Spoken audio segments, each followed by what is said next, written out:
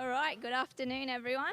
Thank you for giving me this opportunity to present today on our multi-species trial work, which has been funded through the Great Barrier Reef Foundation through their innovation project. A couple years ago, or 3-4 years ago, we saw a lot of sugarcane farmers were having this increased interest in multi-species cropping. I suppose there was concern that, sugarcane's in the ground for 5-6 years at a time, and then we have this fallow period which may only be 6 months sort of at the most, and whether planting a multi-species crop in that short amount of time would make a difference. So a lot of people were interested in moving this way for soil health reasons, reducing erosion risk. At that time, guys were still working up their ground at the end of the year, at the end of the cane crop, leaving it fallow, usually bare, sprayed out fallow, and then planting again the following year. So, there was an increased erosion risk from that sort of practice. Guys were interested, but they didn't have the planting equipment. No one wanted to go and spend $30,000-$40,000 on a dedicated planter. So we had to sort of overcome that barrier and generally increase our knowledge. So our project has 3 key areas of focus. Obviously the planting equipment, try to get some measure on what is the actual improvement in soil health, and then generally building knowledge on what to plant and how to manage that crop. So step 1, the equipment. So like I said, we didn't want guys to go and spend tens of thousands of dollars on a planter, and we really wanted people to be able to use equipment that they already had, sitting in the shed. So first up, we went and bought one of these little air seeders. It's just, that was like $5,500 for one of those.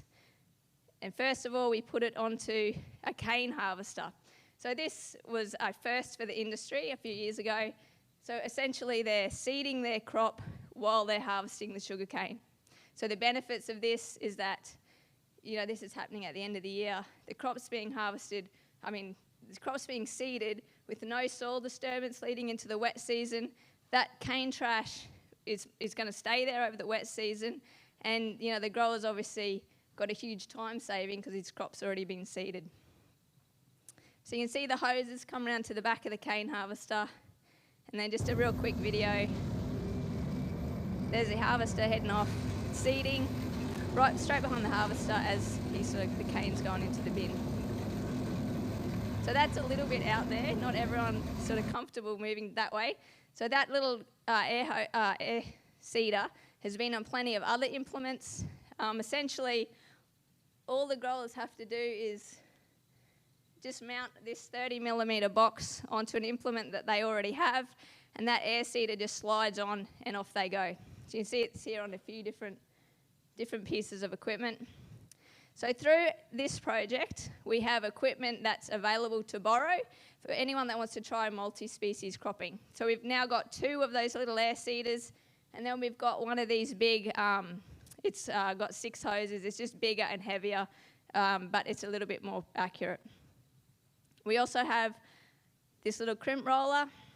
It's got a Euro hitch as well as a 3-point linkage, so it can be used on most equipment. You can push it if you've got arms at the front, or it can go behind the tractor as it is here.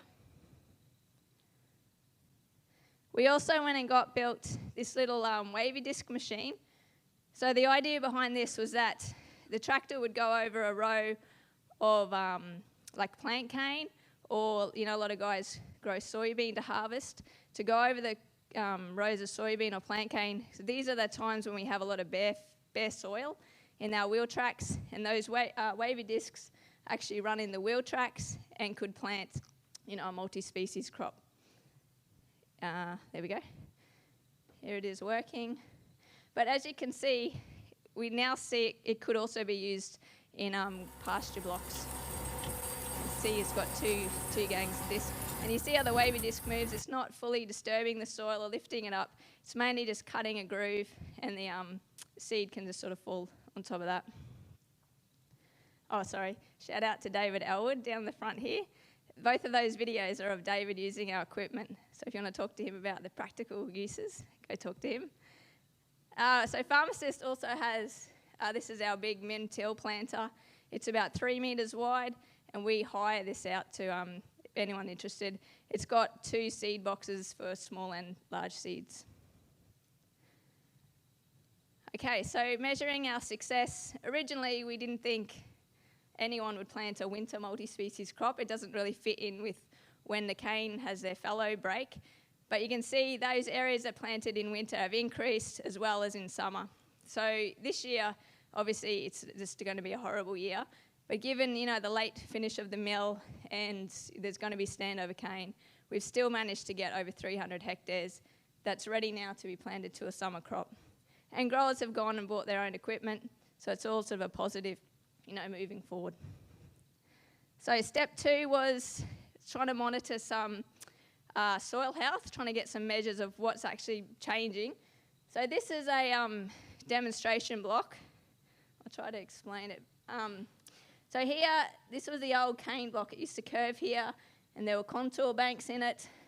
The grower wanted to straighten it up. So this is mixed place up at Wagura. So what he's done is actually, that used to be treed in there. He's cleared that area and sort of planted all the way through. And then down here is a lime and a mill mud pad. So the last 20, 30 years, whenever he's had sort of excess lime or mill mud, he's just sort of scraped it into where that scrub was there.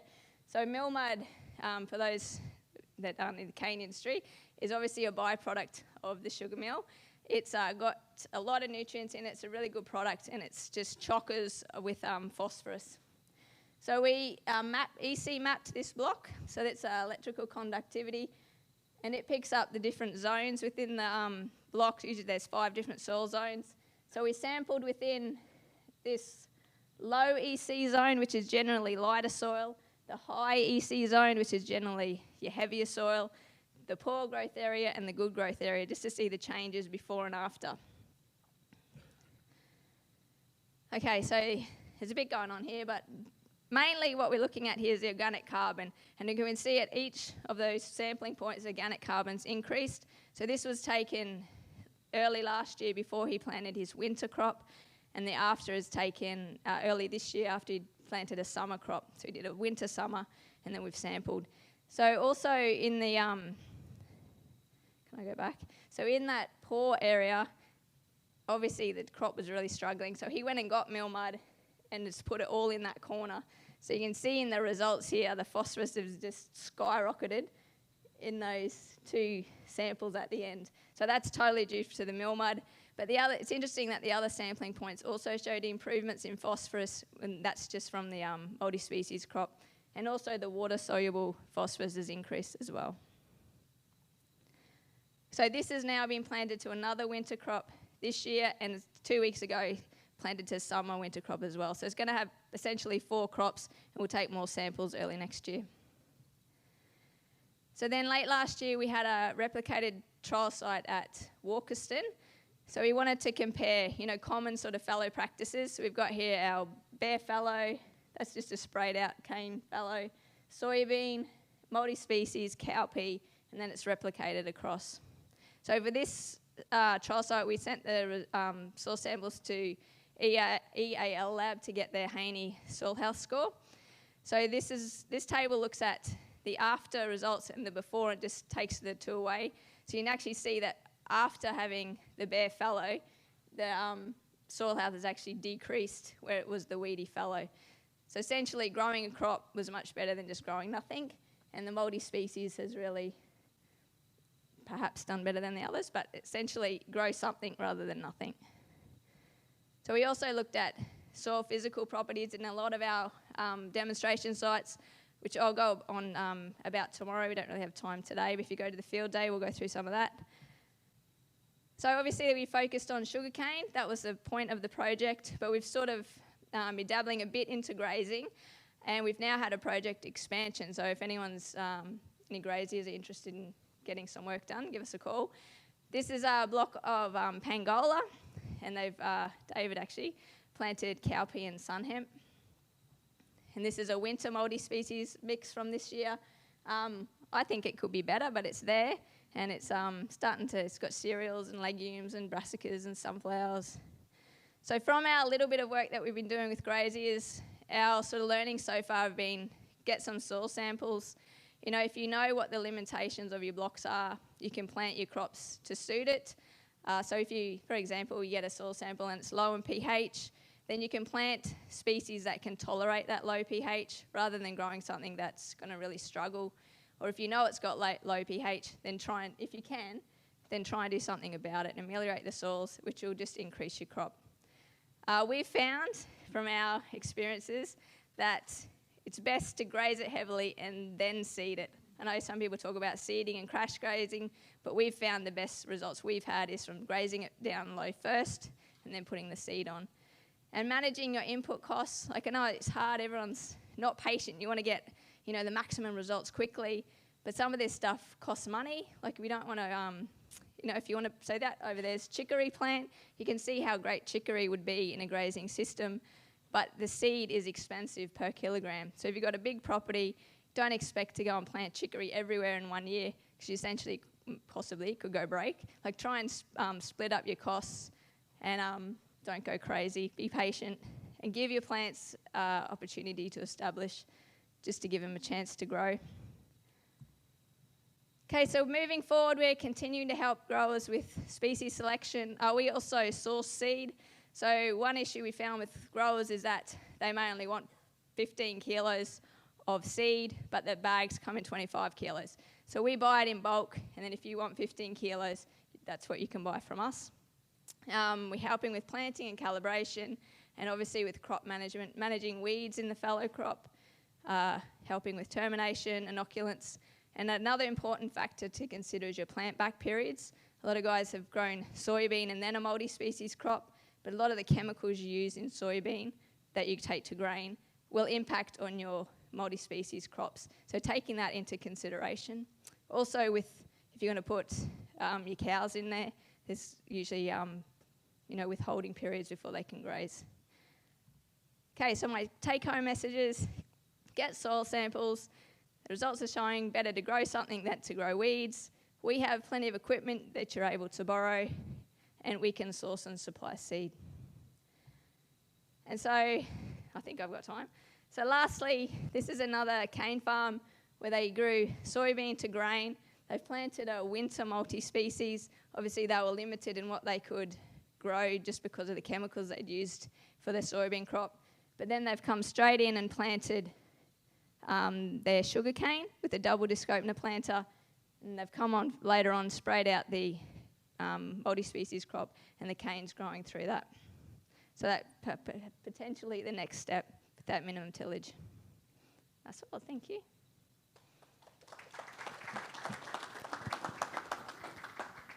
Well done.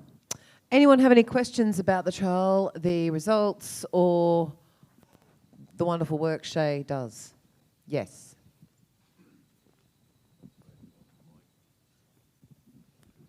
I just see on your graph there where you had your soybean, you had very low organic carbon. Is that because you took the seed away, or is it? In our trials, sorry. In your trials, yeah, it was a negative, I think. I don't think it was. See, soybean negative.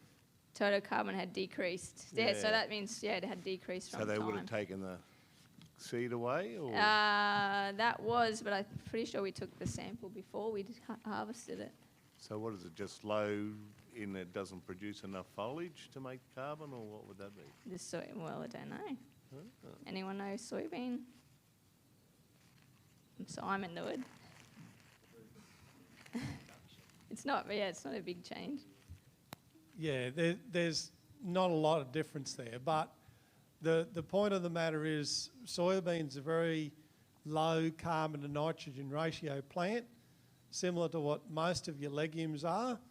So there's not a lot of, it doesn't generate a lot of carbon in the first place. It's not like a crop of cane or a crop of wheat or something like that. So yeah, carbon to nitrogen ratio of the plant itself is low, and it's highly digestible. So I mean that the microbes, what little carbon that plant actually produced, the microbes would have said yummy, yummy, yummy, and would have ate it so quickly. So you've got a soil that's carbon constrained to start with, and then plant a plant species that they love, and yeah, that'll be the reason why it didn't make any difference, basically, from a carbon point of view. Whereas that Yep. plant within a multi-species cover crop will make a much greater contribution than on its own. Else?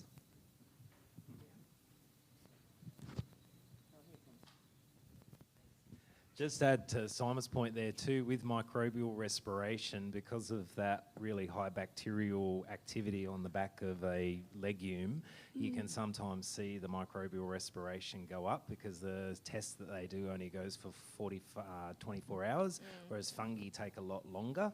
So I wonder with the weedy fallow if that was some woody weeds, because you see it's gone back to negative there. My other question was, maybe going forward, is there I think it's just awesome. I've kind of been out of the loop for 3 years, and to see this stuff going on now is extremely encouraging. The next step may be putting liquids on the cart as well, so you can do direct inject of something at the time that those are going in, or maybe liquids on the seed or that sort of stuff. Yep. Yeah, I'm not sure what the next step is. That's an idea. It's an idea, yes. We're just rolling on.